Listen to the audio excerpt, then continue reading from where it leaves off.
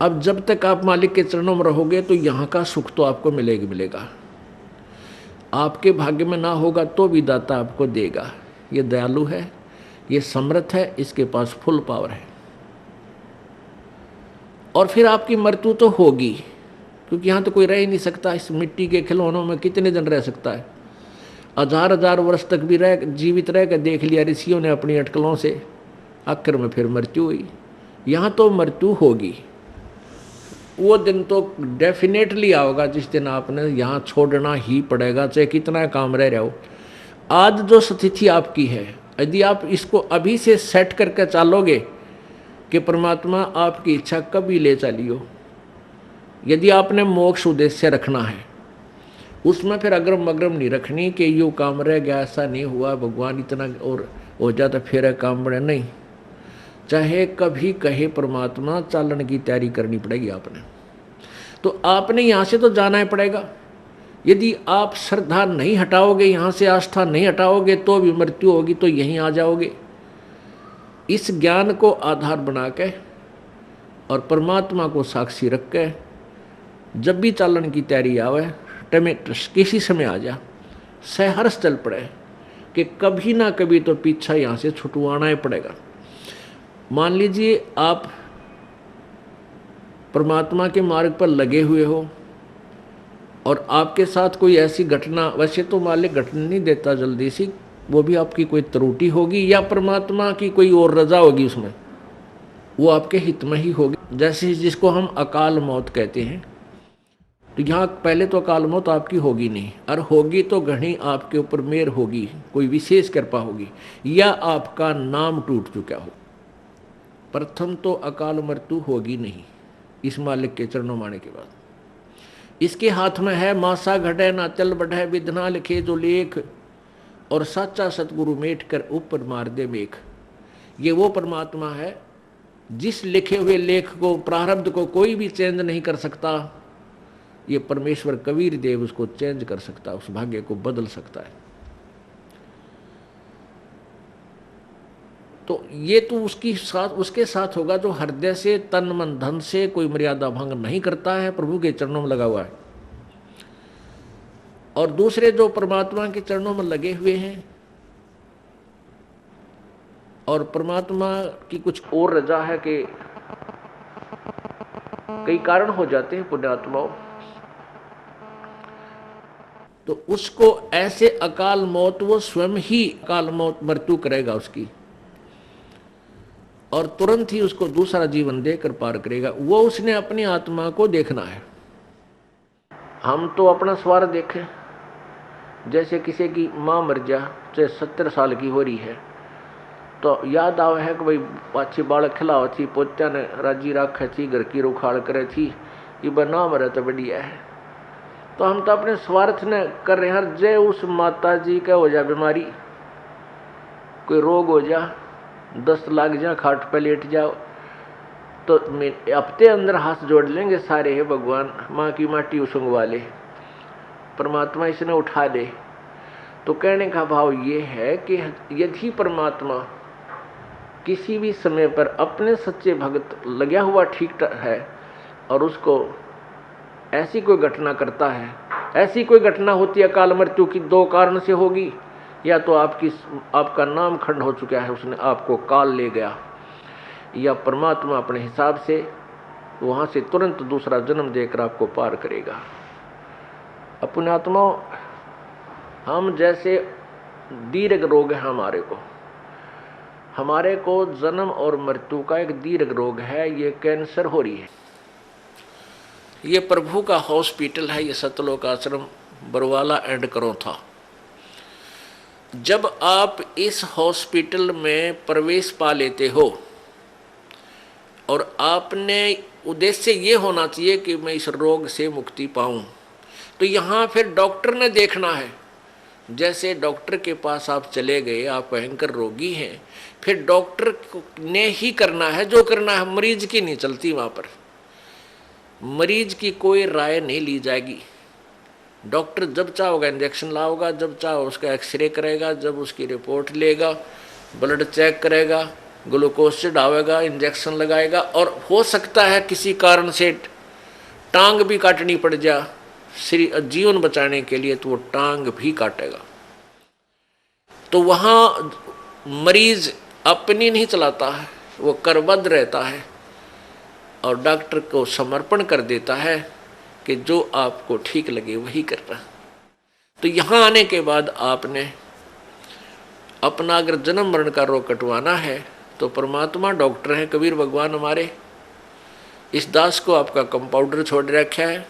तो आपको जैसा भी यहाँ हो रहा है उसमें कोई, देखो एक तो आपको गड़बड़ होगी, नामखंड हो जानते हैं, आपका नाम टूट जाएगा, परमात्मा से आपका कनेक्शन खत्म हो गया। और दूसरा होगा मालिक करेगा, तो उसमें फिर अगरम मगरम नहीं होनी चाहिए, ऐसा क्यों हो गया, ऐसा नहीं होना चाहिए था। तो एक तो सावधानी आपने रखना है कि आपका नाम खंड ना हो, मर्यादा भंग नहीं होनी चाहिए। पुण्यात्माओं, आप इस काल के जाल से अपरिचित हो, इस कारण से इस मार्ग को इतना सीरियसली नहीं लेते। आप केवल पहले आते हो सुख के उद्देश्य से कि मेरा ये हो जा, बेटा हो जा, बेटी हो जा, कार हो जा, कोठी हो जा, टोटा दूर हो जा, कर्जा उतर जा, छोटा मोटा को शारीरिक कष्ट है वो दूर हो जा। ये तो आपको फ्री ऑफ कॉस्ट होगा यदि आप सच्ची श्रद्धा से भक्ति करनी प्रारंभ कर दोगे। फिर कुछ दिनों के बाद आपको यहाँ इसलिए बुलाया जाता है, भाई हर महीने आना है, दूर देश के हैं वो, चल दूसरे महीने 1 महीना छोड़ कर आ जाएं, 2 महीने छोड़ कर आ जाएं।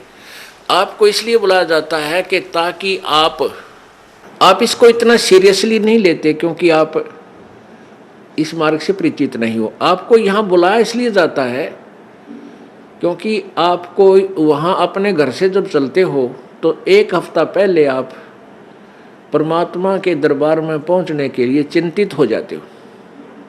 तो आपकी वो चिंतन भी मालिक के पुण्य में लग जाता है। कोई कार्य को आगे पीछे करते हो, किसी से छुट्टी लेते हो, घर वालों को मीठा बोलते हो कि मैंने जाना है, कहीं ये ना कर दे, और फिर आप वहाँ से यहाँ तक आते हो। नंबर 1 तो आपको धनी बनाना है, राम नाम का, भक्ति का धनी बनाना है। परमात्मा का विधान है, संत मिलन को चालिए तज माया अभिमाने, जो जो कदम आगे रखे ओहे यज्ञ समाने।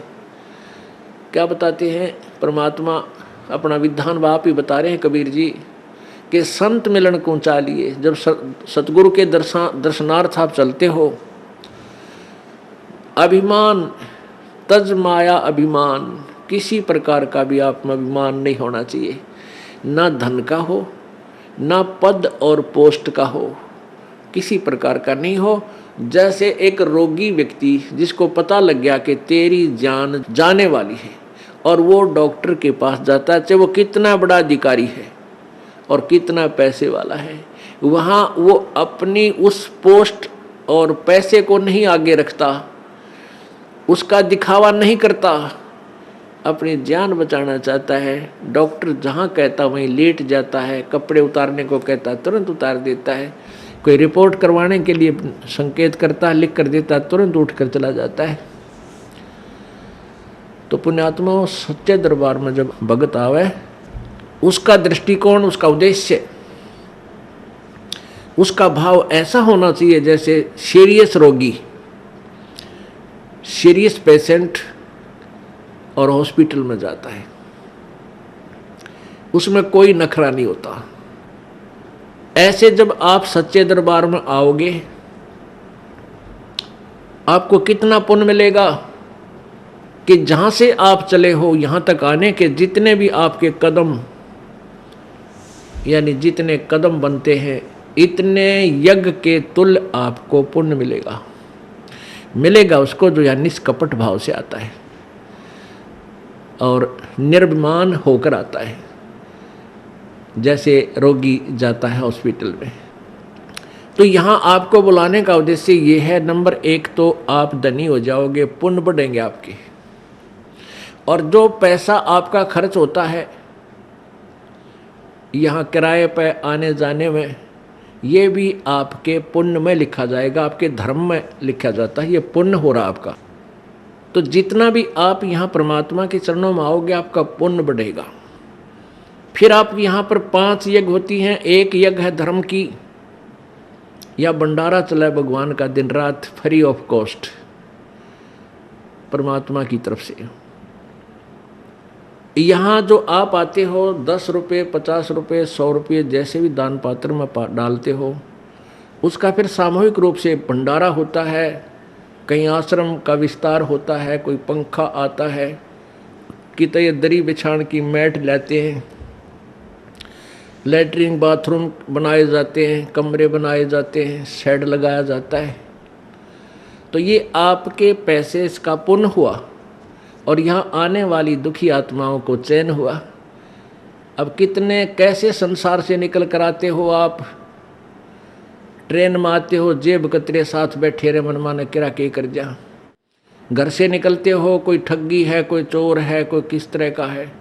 व्यापार में भी इस तरह के ना जाने कितने निकम्मे आदमी, या व्यवसाय में अपने कार्य में किरा कितने निकम्मे टाइप के आदमी आपके साथ खसने को तैयार रहते हैं। और ऊपर से फिर आपके ऊपर ये इतनी आपदाएं, कोई रोगी है, किसी को कोई भूत सता रहा है, किसी का पितर रुष्ट है, किसी का देवता रुष्ट रहा है, और ना जाने कितने रोग कोड आपके लगे हुए। और वो प्राणी यहाँ आता है, उसको आते ही गर्म पानी मिला है नहाने के लिए, गरम गरम चाय तैयार मिला है, अपना बैटरी सी चार्ज हो जाती है इसकी। और फिर बिछे बिछाए मैट मिले, रजाई मिले भगवान के बच्चों को। और फिर आपको यहाँ अमृत ज्ञान सुनाया जाता है रात्रि के समय, सर्दी का मौसम, ये दिसंबर और जनवरी का महीना, इसमें ओढ़ कर रजाई शाम के समय और बैठे मालिक का ज्ञान सुने, परमात्मा का प्रसाद छक के, और अपना कितनी आत्मा प्रसन्न होती है। आधा दुख तो यही बोल लेता प्राणी। तो यहाँ पर कौन आता है? यहाँ कोई खाना खाने नहीं आता, यहाँ को रात्रि को सोने के लिए नहीं आता, यहाँ तो परमात्मा के लिए वो प्यारी आत्मा आती हैं जो परमात्मा के अंश हैं, जो पिछले जन्मों से उनके चरणों में कहीं ना कहीं किसी ना किसी रूप में वो उनके साथ रहे हैं। अब वो पार हो नहीं पाए, अब भटक रहे हैं, उनको फिर परमात्मा अपने बच्चों को इकट्ठा कर रहा किसी ना किसी माध्यम से, कोई टीवी से, चैनल से, या किसी पुस्तक से, या किसी मित्र से, रिश्तेदार से, भाई बहन से अपना संदेश भिजवा कर इनको फिर शरण में ले रहा है। तो ऐसी प्यारी आत्मा जो परमात्मा के बच्चे यहाँ आते हैं, और इनके लिए जो सेवा होती है, ये धर्म यज्ञ है।